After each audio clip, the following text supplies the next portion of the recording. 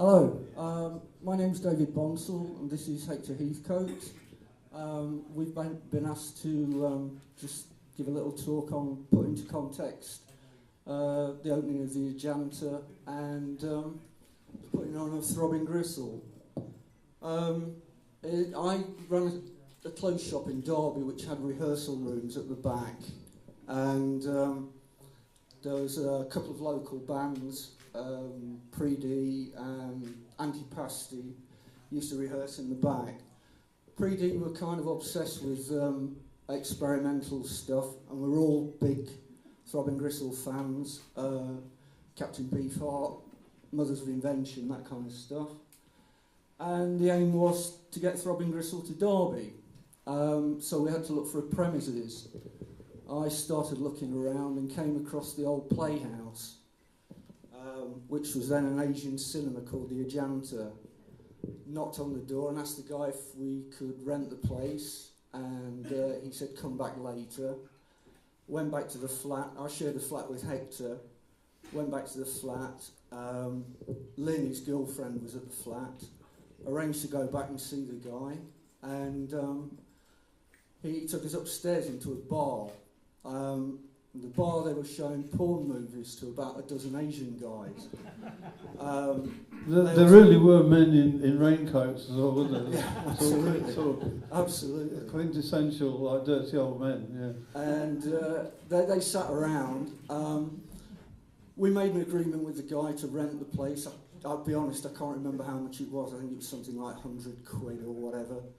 And as we were leaving, there was sort of, people were not terribly happy. So I asked the owner what the problem was. And it turned out he thought we were the floor show.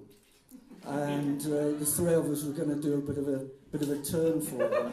And they were all very, very unhappy about the fact that it wasn't going to happen. So we looked for just sort of a money maker to start with to get us off the ground. We had no money at all, and Hector worked in a record shop called RE Chords in Derby. RE Chords, yeah, on Sadlergate. And so H started searching around for somebody. We were all big fans of Robert Rental and The Normal, and found out that they were touring, but unfortunately with Stiff Little Fingers, which I wasn't terribly happy about, but it was sort of Hobson's choice. And so we booked them with no money, couldn't pay the groups, couldn't pay for the room, took the risk, and they were kind of queuing right around the block and down the road, and we got away with it. Hector handled all the booking, and I think probably if you can say something about how you got it organised. For the Stiff Little Fingers one, yes, I knew Jeff Travis at Rough Trade, but I dealt with his partner Richard Moore, they offered me a package of, and it was £300, and it was Stiff Little Fingers, Robert Rental and The Normal, and Laura Logic was the third act. And they came to the gig. We were totally unprepared, really. We had some friends on the door, but nothing like nowadays with the security and things like that. We didn't have a clue, really.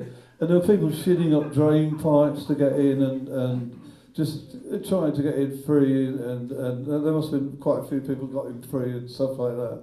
But once we were in, we got the bands in dressing rooms, and Robert Rental and The Normal's dressing room just happened to be like a cupboard where they kept the spices, and there's these huge jars of spices. They just opened the lid and put some fresh chilies in or whatever, and. Robert Rental and The Normal were essentially Daniel Miller, who went on to run Own Mute and sign Erasure, and he's now kind of multi-millionaire kind of record tycoon. But for years after this gig, he used to phone me and reminisce about this. He just loved this dressing room and the gig and everything. And the highlight, he just even after Mute became really successful, he still talked about this dressing room. And if I could just mention it, fast forward to a few years ago, a journalist friend of mine, Bill Brewster, was in Zurich or Geneva at like a record convention.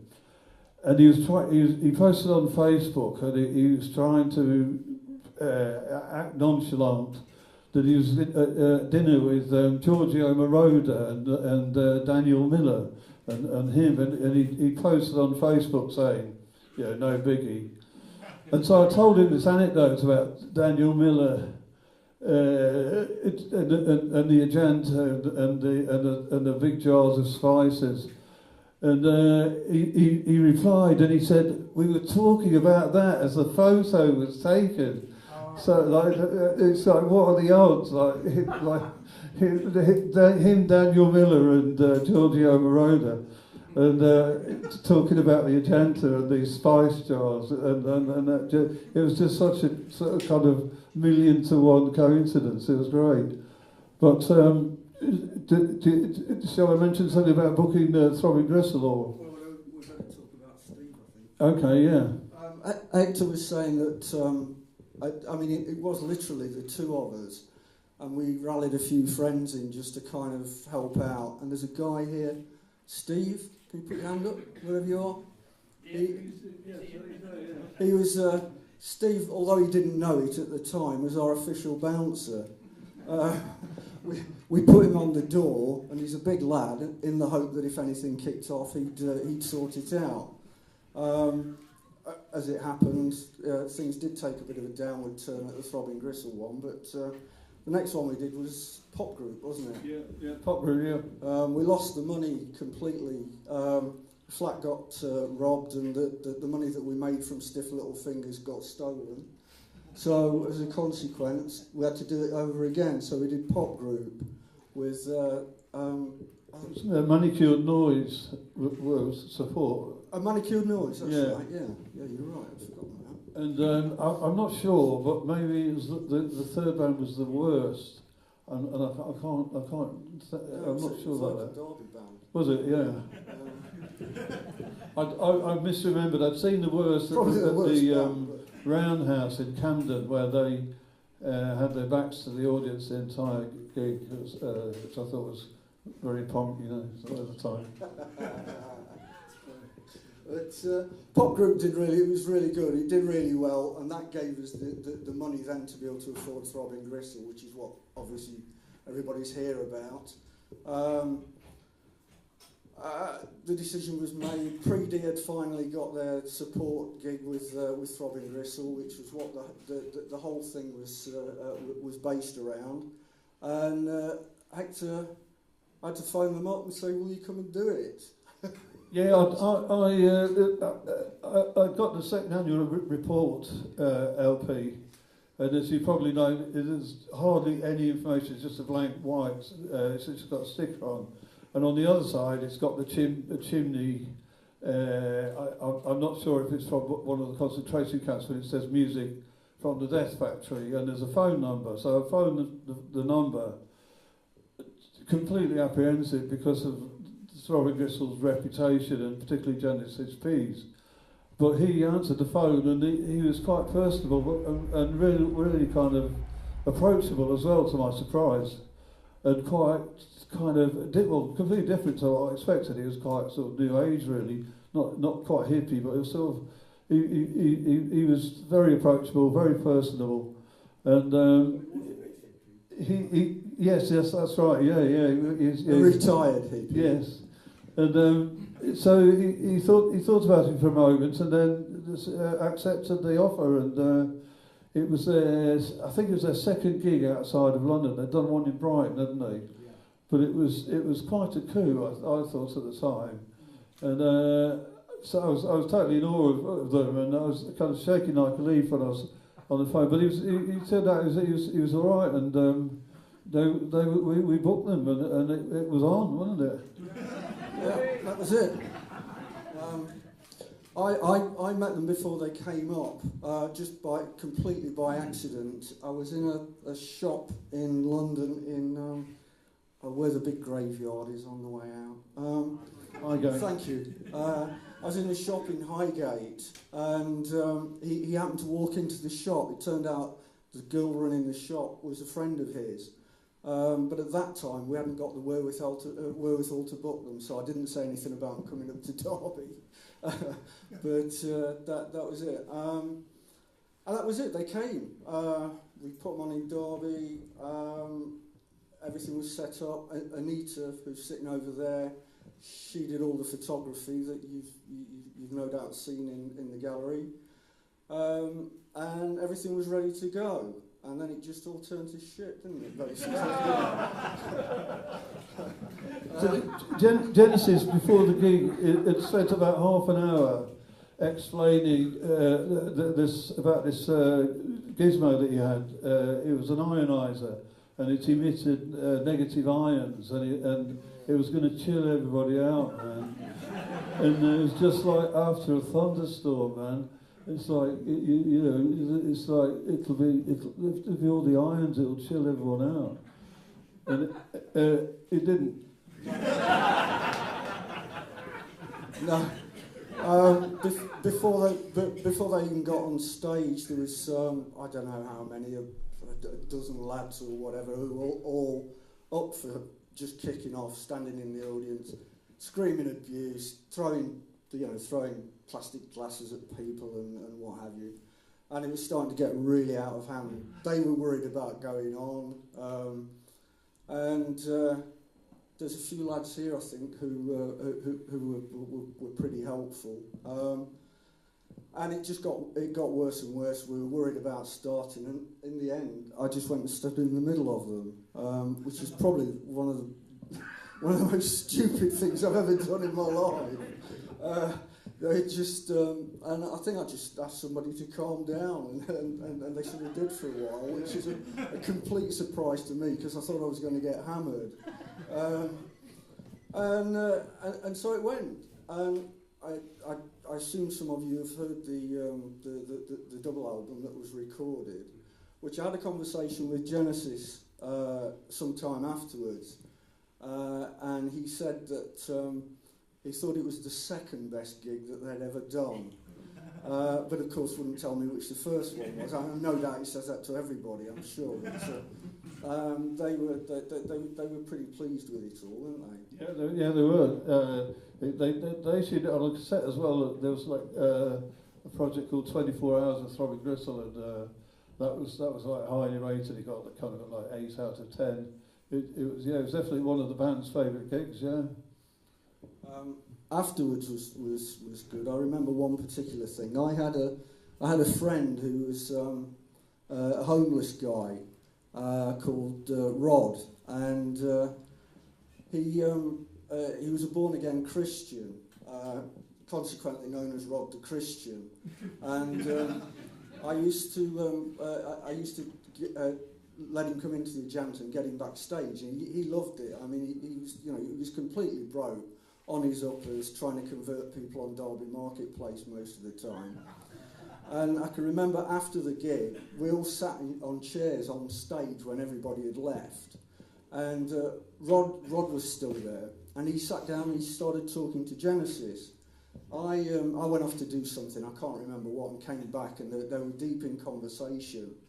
And I thought, this is going to be really interesting. I'm going to eavesdrop on this, because there'll be probably some deep theological discussion or whatever. So I went over, and they were talking about the best way to pluck your eyebrows.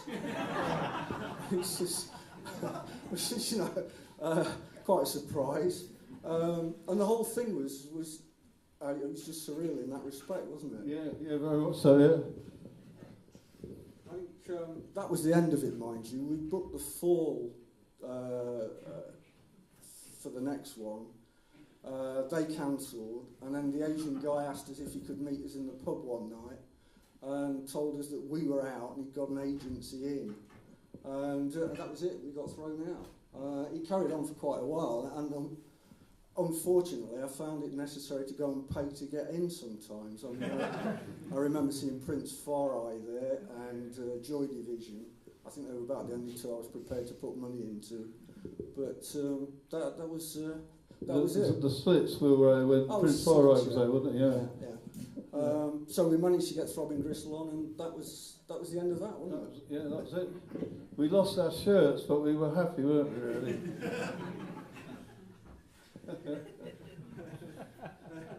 Anyway, that's pretty much it. That's how it came about. That's how it happened. It was all a complete fluke.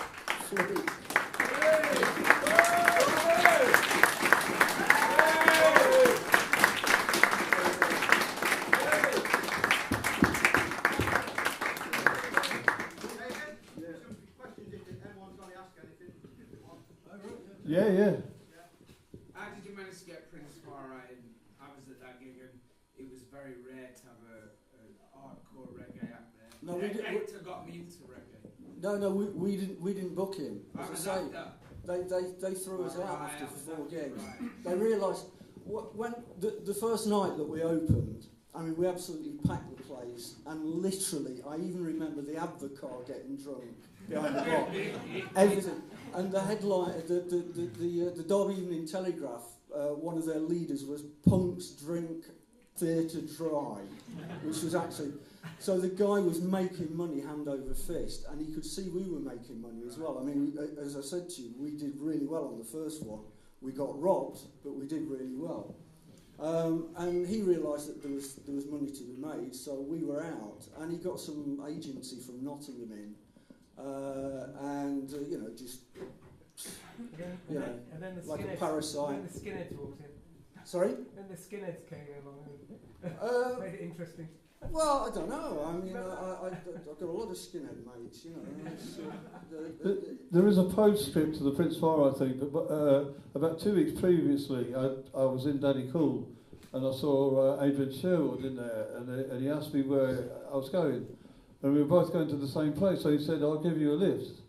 And it took the whole day to get to this place, a wholesaler called Jetstar in Harlesden, but there was me, Adrian Sherwood, Dennis Vogel was driving, and then Prince Far Eye was in the front passenger seat. And we had to call on all these places in all sort of tower blocks and everything. I was the only white guy, so I had to wait in the car every time. And in the end, I sort of chatted to Prince Far Eye and arranged to buy some dog plates off him. And sort of meet him in Derby and then get them off him, and in the meantime he was going to sort of make them. And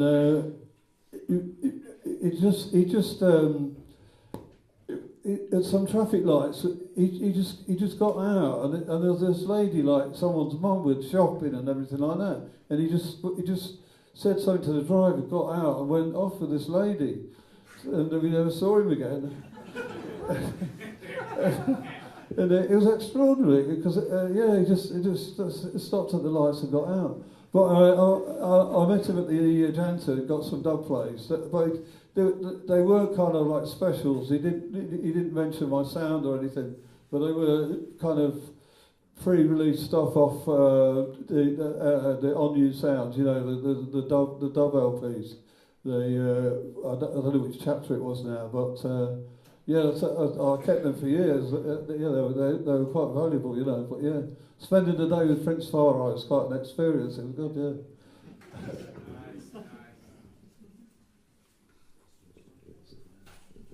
Any more? So had Marquis Smith been more reliable, how different do you think your life would have been? I met Marquis Smith in a lift in the Iroquois Hotel on Manhattan in New York. So I've been trapped in a lift with him for a certain length of time. So I think my life's been affected anyway, whether they appeared in the Ajanta or not. He's got severe flatulence. He did have. Did you ever see Canada Opera play? Yeah. Oh yes. God, I've forgotten about them. Corridor. It was Corridor who supported. It was right. It was Corridor. That's right. Yeah, they were good. What's the guy's name? Nick Jackson. Sorry? Nick Jackson. Alan? Yeah. No, Alan was in Pre-D. His name, Alan Taylor. his name was Nick Jackson. Nick Jackson was Canker Opera, wasn't he? Yeah, no, but Corridor was... Mick. Mick. Yeah, it was Nick. Anyway, Corridor were good. Corridor were good. I like that. Yeah, they played at the Ajanta. I don't think Canker Opera ever did they? No. But Nick, I knew his mum. She was nice.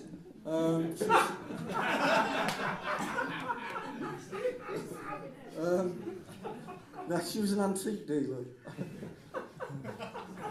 Dave, what about Pre-D at that big hotel at the back of...